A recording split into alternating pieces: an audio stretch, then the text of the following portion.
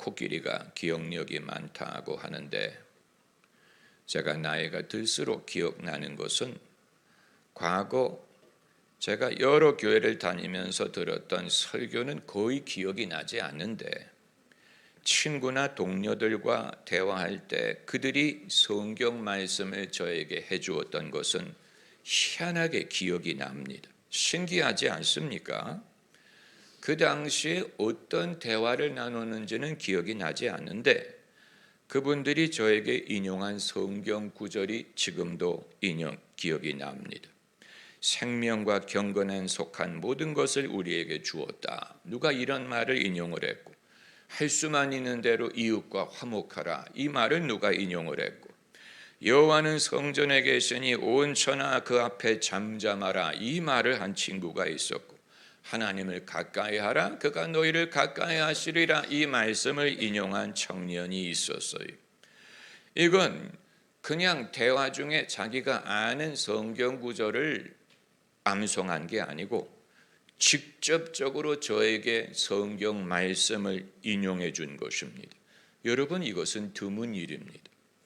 성도들의 대화, 성도의 교제를 우리가 말하지만 사실 우리는 아직도 서로에게 성경 말씀을 직접 인용하는 것에 대해서는 주저하는 그런 경우가 많습니다. 그 이유는 성경 구절을 몰라서가 아니고 그게 어떤 역할을 할지를 잘 모르기 때문에 그런 것입니다. 그런데 신기한 것은 제가 그 기억하는 성경 구절이 그 당시에 저에게 적중했다고 생각하지는 않았어요. 왜 나에게 이런 말을 할까? 이게 나에게 필요하다고 판단해서 인용하는 것일까? 노파심에서 비롯된 것이 아닐까? 이런 생각을 했는데, 그럼에도 불구하고 그 성경 구절이 지금도 기억이 난다는 것입니다. 이것은 저에게 놀라운 일이었고 고마운 일이었고 그리고 존경스러운 일이었어요. 고마운 일인 이유는, 여러분, 누가 나에게 하나님의 말씀을 해줍니까? 하나님의 말씀을 내게 해줄 수 있는 사람은 세상에 극히 소수에 불과합니다. 심지어 부모도 자기의 노파심과 염려를 말할지언정 자식에게 하나님의 말씀을 믿고 말하는 경우는 그렇게 많지 않고, 친구라는 사실 때문에 오히려 성경 구절 말하는 것을 주저할지도 모릅니다. 친구끼리 이것은 도에 지나치다, 친구에 맞지 않는다라는 생각이 쓸데없는 말을 할지언정 정말로 필요한 성경 구절을 서로에게 하려고 하지 않고, 이처럼 대화하는 중에, 그것도 평신도가, 청년이 하나님의 말씀을 인용할 수 있다는 것은 그만큼 신앙의 훈련이 돼 있다는 증거가 되는 것입니다. 상당한 신앙의 훈련과 성숙을 소유했기 때문에 사람과 말하다가 그 사람에게 해당하는 성경 구절을 나눌 수 있다는 것입니다. 그러므로 저는 그런 성도들과 교제할 수 있었다는 사실이 커다란 축복이요, 저에게도 훈련이요, 그게 저에게 많은 것을 보여주었습니다. 성도의 마음속에 어떤 믿음이 있는가, 이 사람이 그 믿음을 상황에 어떻게 적용하는가 하는 것을, 어떤 성경 구절을 인용하는가를 보고 적나라하게 판단할 수 있어요. 이건 자기의 의견을 말하려고 하면 하루 종일 말해도 부족하겠지만, 여기에 맞는 성경 구절, 자기가 믿는 성경 구절, 자기에게 은혜가 되는 성경 구절을 누구에게 말함으로써 그 사람의 믿음의 어떠함을 볼 수가 있고, 그리고 그 믿음이 저에게도 영향을 끼치는 것을 경험할 수 있었던 것입니다. 어떤 분들은 우리가 성령의 은사를 공부하고 훈련을 받으면서 성경 구절을 인용해 주는 것도 대단하지만 예언을 해줄 수 있으면 더 놀랍지 않겠습니까? 나는 예언을 익혔기 때문에 나는 예언을 하겠습니다. 성경 구절보다도 더 직접적으로 그 사람에게 해당하는 것이 예언이 아니겠습니까? 이렇게 생각을 할 수 있죠. 과거에 저에게 예언을 해 주었던 분들이 있어요. 주로 목사님들이었지만 평신도들 중에도 훈련이 된 소수의 사람이 저에게 예언을 해준 적도 있고 낫기를 기도해 준 적도 있고 당연히 그 사례가 기억이 납니다. 그리고 그 예언이 적중하는 예언도 있었고 일반적인 예언도 있었어요. 적중하는 예언을 하는 것은 정말로 선지자의 직분이 있다는 것을 느끼게 하는 부분이었죠. 우리가 그 동네로 갈 줄을 믿습니다. 여러분, 성령의 은사는 아직 탐험하지 않은 땅과 같아서 한때 아프리카 대륙을 뭐라고 불렀습니까? 검은 대륙이라고 불렀죠. 왜냐하면 아프리카 내륙을 아직 탐험한 사람이 없었기 때문에 알지 못하는 땅이라는 의미로 검은 대륙이라고 불렀고, 북극을 탐험한 자가 없을 때가 있었고 남극을 탐험한 사람이 없을 때가 있었잖아요. 그래서 피어리 같은 사람이 북극인가 남극을 탐험하지 않았습니까? 지금은 아예 거기에 연구소가 있지만 성령의 은사도 아직 대부분의 교회에서는 있는 것을 믿고 하는 사람을 알지만, 그러나 이 부분은 많은 성도들에게 아직 탐험하지 않은 땅과 같아서 이 부분을 우리가 좀 더 알고 이 부분을 경험할 필요가 있습니다. 그러나 오늘 말씀드리고자 하는 것은 성령의 은사 사용에 대한 것이 아니고 성경 말씀을 사용하는 법을 배우는 것입니다. 우리가 외국어를 배울 때 ABC에서 시작하는 것처럼 사역을 배우든 권면하는 것을 배울 때 처음부터 어려운 것으로 시작하려고 하지 말고 아주 기초적인 것이고 누구든지 할 수 있는 것이로되 그렇다고 누구든지 하는 것이 아닌 것을 배울 필요가 있는데, 그것이 성경 말씀을 서로 나누는 법을 배우는 것입니다. 제가 과거에 저에게 성경 말씀을 인용했던 사람들을 기억하는 이유는 그런 사람들이 드물었기 때문이에요. 드물어서 많지 않았어요. 여러분, 여기에서 우리가 왜 더 많은 성도들이, 세상에 믿는 성도들이 많이 있는데도 불구하고 성경 말씀을 대화 중에 적절하게 인용하는 경우가 드물까 하는 이유를 생각하게 되는 것입니다. 이것이 문화적인 차이에서 비롯되는 것일까? 심리적인 차이에서 비롯되는 것일까? 여러 가지 이유가 있을 수 있을 거예요.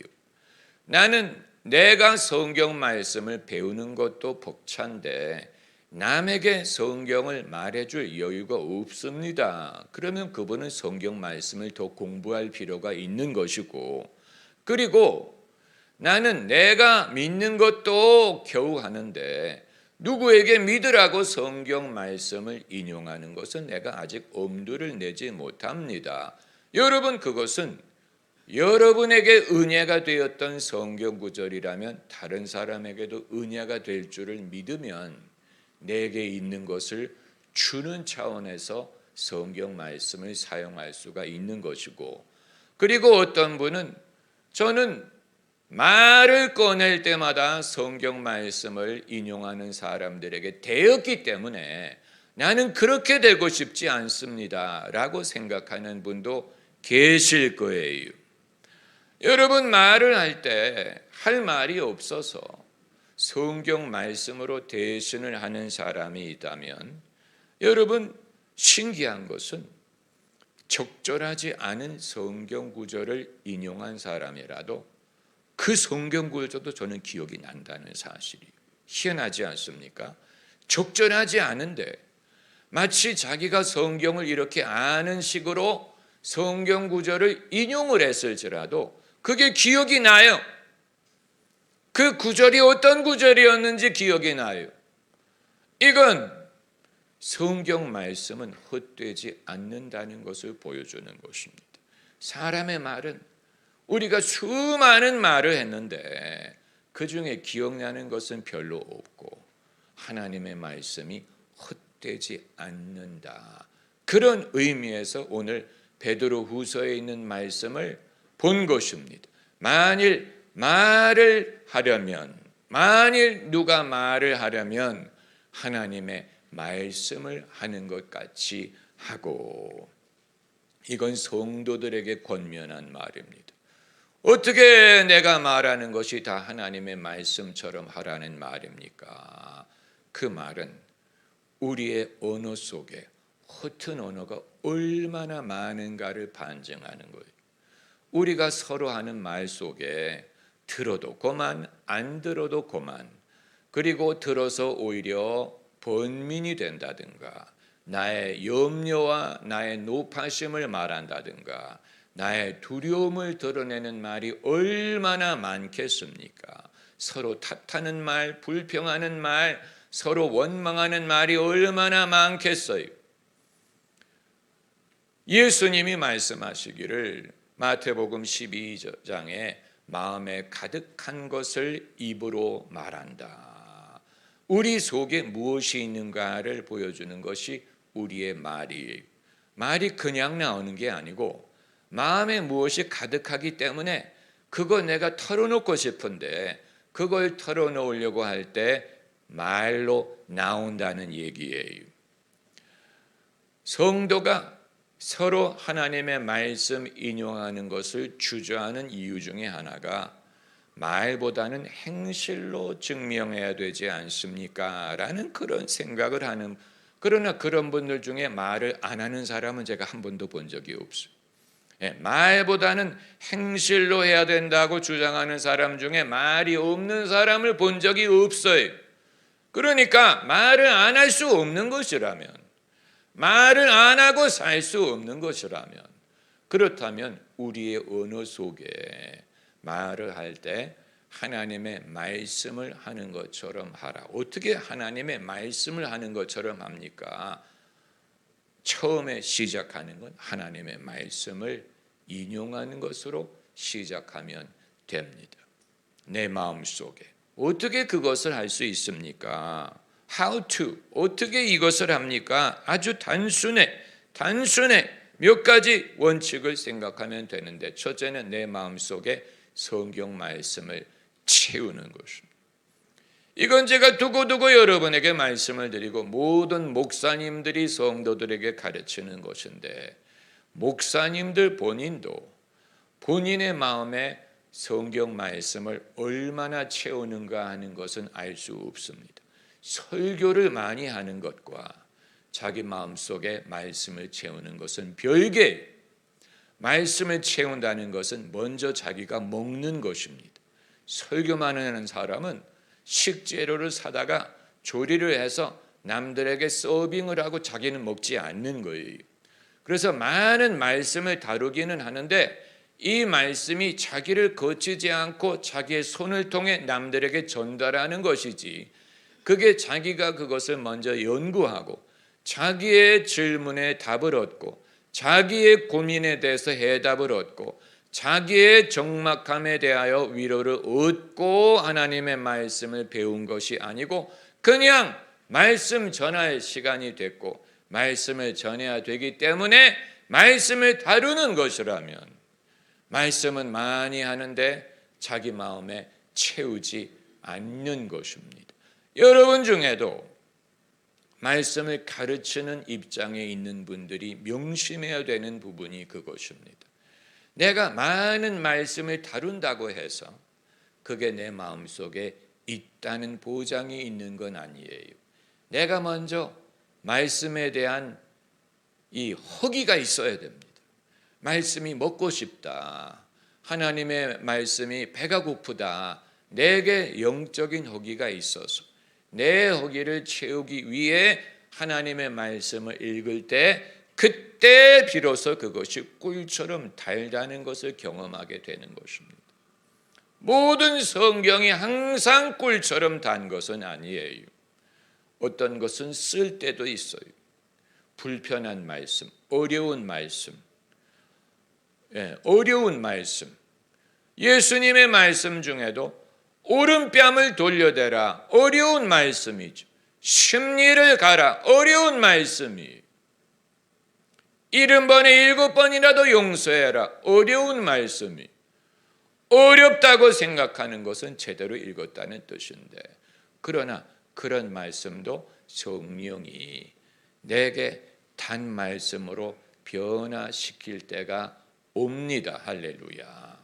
그래서 하나님이 내가 처음 접할 때는 어렵다고만 생각을 했는데 이제 보니까 여기에 지혜가 있고 일리가 있고 이게 옳고 이게 나를 위한 것이고 내가 해야 되고 할 수 있고 함으로 나에게 축복이 된다는 사실을 깨닫게 합니다. 그러므로 첫 번째 단계는 뭐니 해도 하나님의 말씀을 가급적 많이 접하는 것입니다. 요즘에는 방법이 다양하잖아요. 방법이 없어서 못한다고 변명할 수 없어요. 우리가 다 핸드폰에 앱이 있고 여러 종류의 앱이 있어요.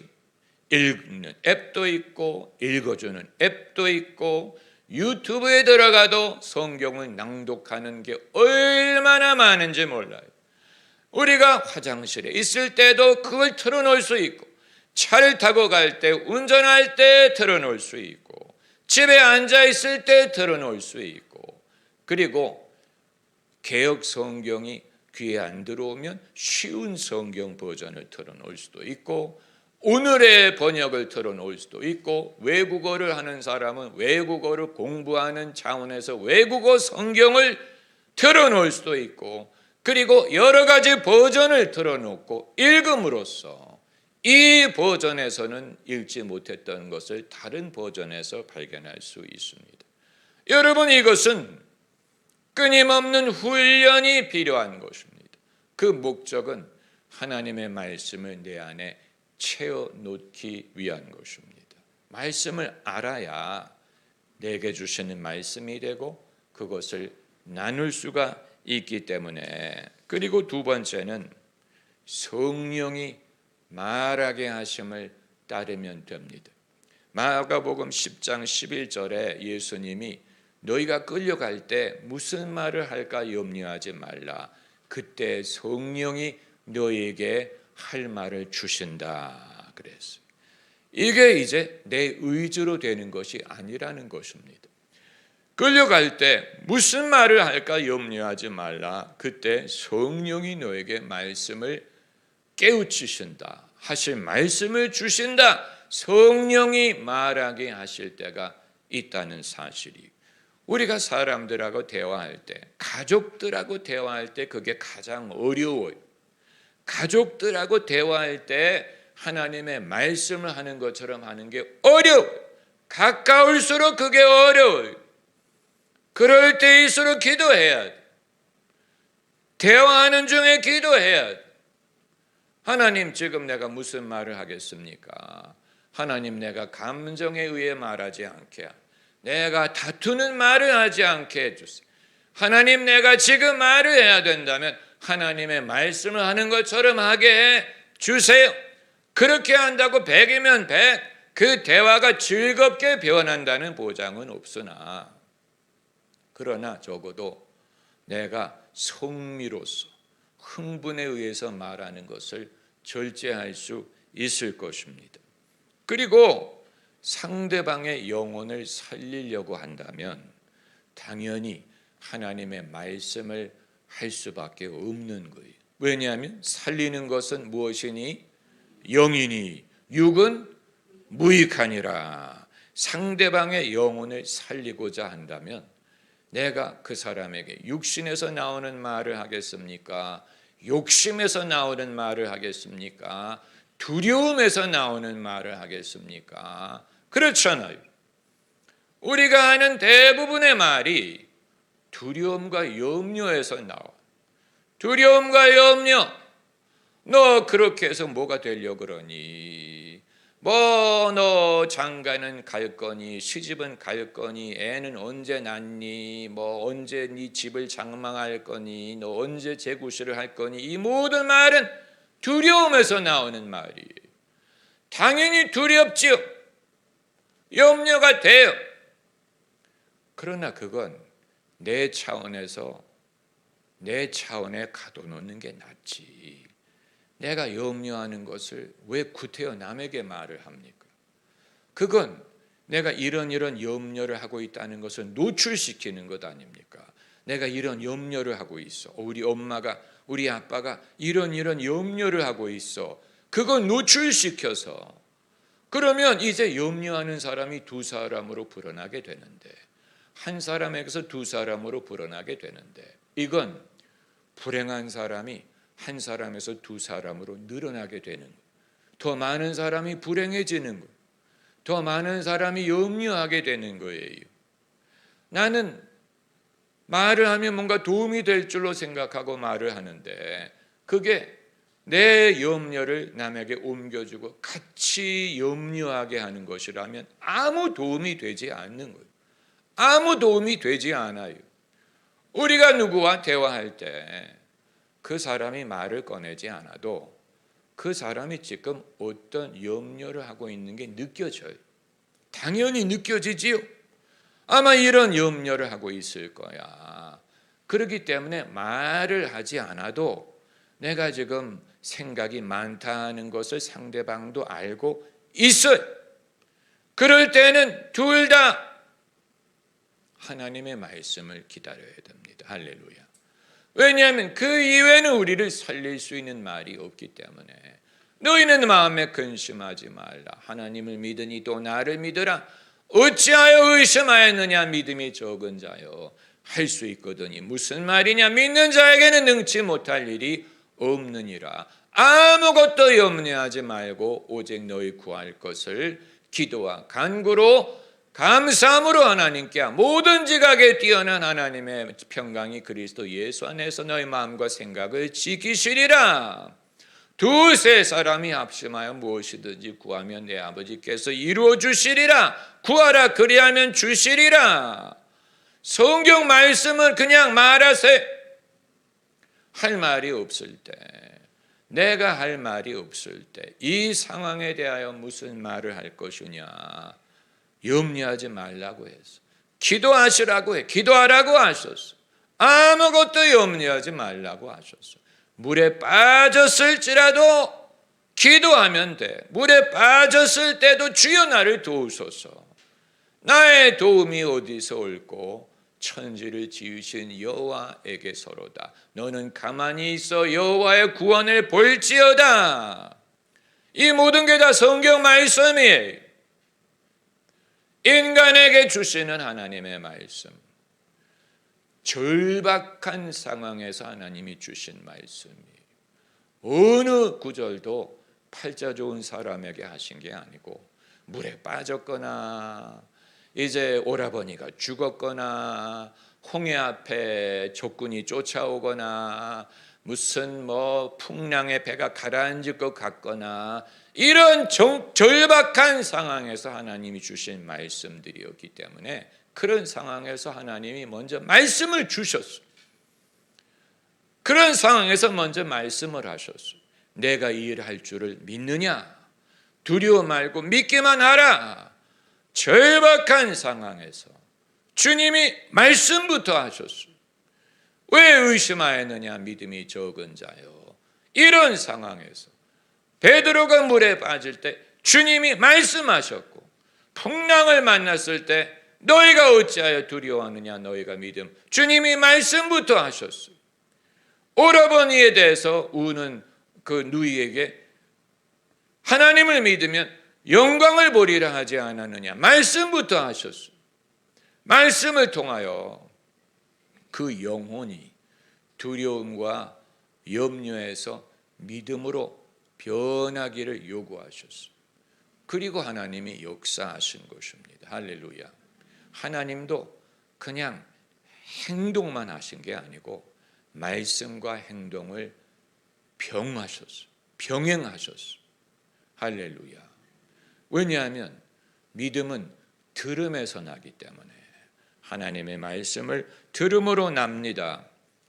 무엇보다도 이렇게 할 수 있다는 사실, 그리고 이렇게 해야 한다는 사실을 알면 그걸 몰랐기 때문에 안 한 거예요. 이걸 할 수 있다는 사실, 해야 한다는 사실을 몰랐기 때문에 안 한 거예요. 이게 중요하다는 사실을 깨닫지 못했던 거예요. 그러나 이걸 알고 이제 내가 여기에 훈련을 받아서 내가 먼저 내 안을 말씀으로 채워야 되겠구나. 마음에 가득한 것을 입으로 나오게 해야 되겠구나. 내가 말을 할 때 하나님의 말씀을 하는 것처럼 해야 되겠구나. 이것이 여러분 무례하지 않습니까? 라는 우려를 할 수 있을 거예요. 여기에 이제 문화적인